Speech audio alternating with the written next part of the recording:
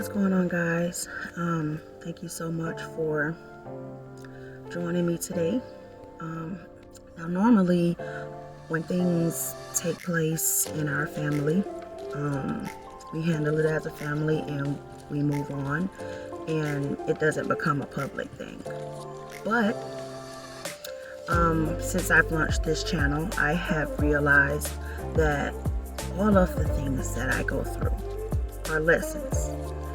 And even though they're embarrassing sometimes to me and to my family, we're only human. So I have to share those lessons that were learned, because that's how I'm going to help you. That's what this channel is about. It's about growth. It's about self-improvement. And anytime I face something that allows me insight into even greater enlightenment and greater wisdom, then I feel like it's my calling, it's my purpose in life to share those lessons with you guys, so that as a whole we aren't making those same mistakes. Now, I can learn from them all day long, but if I don't help others grow from them, then people will still be making the same mistake. We threw a Christmas ball. It was supposed to be in memory of my mom and my aunt, and it was a formal event. You don't go to a ball half-stepping. You don't go to a ball undressed. We were all required to wear gowns and suits and tux, and it was a formal event. It was also a family event, which meant it was supposed to be family only, and it was just my family and my aunt's family. So my mom and my mom's kids and my aunt's kids, our spouses, our children, and we got together for a ball. A person showed up uninvited, and we had already made it clear that if you come to this ball, if you were to attend, you were to be formal. Which means if you have received an invitation to attend, you were supposed to come dressed formal. This was supposed to be in honor of our parents. So naturally, we didn't want anybody half-stepping. Now, our family did that, but someone showed up uninvited and undressed, disrespected our dress code, disrespected our event, what we had going on, and how we were trying to pull together as a family, brought all that negative energy and the chaos. We didn't just go in there to fight. We're not just some hood-ass, classless people who have no values and no sense of morals and no respect. We are people who were so willing to make that thing a success that we were willing to put anybody who disrespected it up out there, even if it meant escorting them with these hands. Now, the Bible gave a parable where there was a big wedding feast, and there was an individual that did not have on their wedding attire, and he was asked, "Why did you come to this wedding without your wedding attire?" This is a celebration. How you dressed for the occasion said everything about how you felt about the occasion. So as I assessed my family, we all attempted to be formal, to show up and show our respects and our appreciation, but the uninvited guest did not, and she was asked to leave. But not only did she come by herself, she brought others with her, and they were asked to leave, and they refused to leave. They were asked nicely 3 times, and then hands was laid on them. All right, now let me make this clear. I'm not the one who is putting this out here. The person who was involved decided to make it a public situation. And in the process of all of that, my life lessons began to unfold. It's like the Lord wouldn't even allow me to get involved with the fight, because I just froze and I just could see everything unveiling. And I could just see my family for what they were. I could see the people who were there for us and ready and willing to ride or die for us no matter what, because they were like, no, this is my family and you're not about to disrespect what we have going on. And they were willing to fight to make sure that nothing came in between that. Nobody disrespected that. Nobody could come in there and interfere with what we had worked so hard and planned, because this was our first Christmas without our moms. And without our moms, it was rough trying to get into the Christmas spirit. And yet we planned a ball. A ball.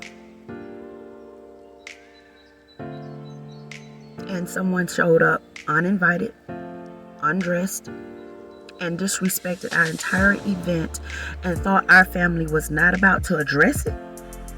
Now, we are very peaceful people, and that's when I began to understand why all of this was unfolding.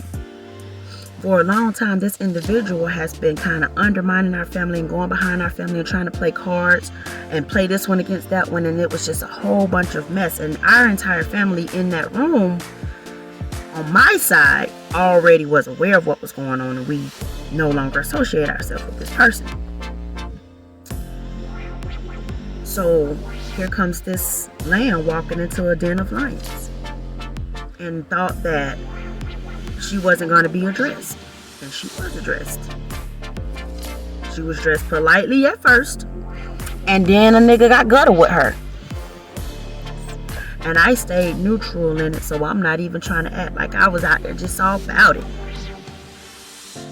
Don't get me wrong, I am. Those days, I hope, are just over for me. And then family joined in to make sure that they was escorted up out of there. But what I noticed was that half of our family abandoned us. Again, when we lost our mom, we had no one to turn to. We had a huge family, and yet we stood all alone. And the whole time, here I was in the middle of it trying to pull it all together. We haven't come together as a family in a long time, so doing this was very special, and it meant so much to us that we were willing to fight to make it a success.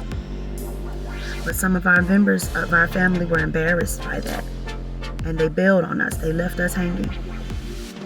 And not only did they bail and leave us hanging, but they talked bad about us and brought all kinds of negative energy. And they felt like them leaving was going to end everything. But it only made it better. The Lord allowed everything to unfold on Christmas for the whole family to see that the person who came uninvited is who she is. We all got a chance to see that now. The people who we tried to come together as a family, and they showed up, I'll give them credit. They did show up. They did dress. They did try to come and be a part of it. But then when things got a little rough, they bailed. You have to be careful with people in your family. When you come into somebody's event praying on the downfall, nitpicking about everything that's wrong, talking over there in the corner side to the side, you're the reason why things went wrong. You're the reason why the devil had a whole window of opportunity. Instead of coming prayed up, coming wanting to reverence your family members that have fallen, your loved ones when you've lost your mother. You want to come with, let's see what they, and my whole family like that, and y'all know, especially if you African American, y'all know what I'm talking about. We deal with that all the time. You just can't pull together and be a family. It's always somebody that's in there acting like Samuel Jackson off Django. You have to be careful with people in your family like that, because those people are only related to you by blood. It's not real family. Your real family, my real family, got up, left her cane and all, and went over there to try to assist. My real family was helping along the way. Now, that's not to discredit things, because I could see people getting up and doing certain things when I needed help. When I asked for help, we pulled together as a family. My family ain't all bad, y'all. We are good people. We are such good people that this is the first time anything like this has ever even happened. But I'm not about to let somebody go bad talking my family, and I have a platform to defend my family. You're not going to go live and tell the world that you were victimized when you brought your ass up in the den of lions. Let me tell y'all, people of God, something. Don't think that the devil is going to go take a break just because you done planned something and you done worked something out and God gave you a vision for something beautiful. Don't think that the devil go sit down. Oh no, he get hell rallied up to destroy that. You're not just about to go out there and serve God, but be encouraged. This is a spiritual warfare. If you are willing to fight, then you will win. David said that the Lord teaches our fingers to fight and our hands to go to war for this salvation. And it's time out for playing with the devil, because that's who it is. That girl thought she came on her own accord. It was just the devil using her. I have no anger against anybody. That's not what I'm about. I'm just about speaking the truth in love. And if your truth offends you, then change who you are. Change how you are. Change the way you react. If your truth offends you, change yourself. I'm able to mediate and heal all of the broken hearts that took place that night. A lot of damage was done, but a lot of good was done. The night ended in a beautiful proposal, and my family got closer. So God bless y'all. Thank you for watching. Thank you for listening. I hope that the life lessons that I learned will open up your eyes. Go and observe your family. Start being more watchful, being more aware of what the Spirit shows you concerning the people that you surround yourself with. And understand this: if people have been away from you for years, leave their ass where they are. God bless you. Stop backtracking. Move forward. And be easy.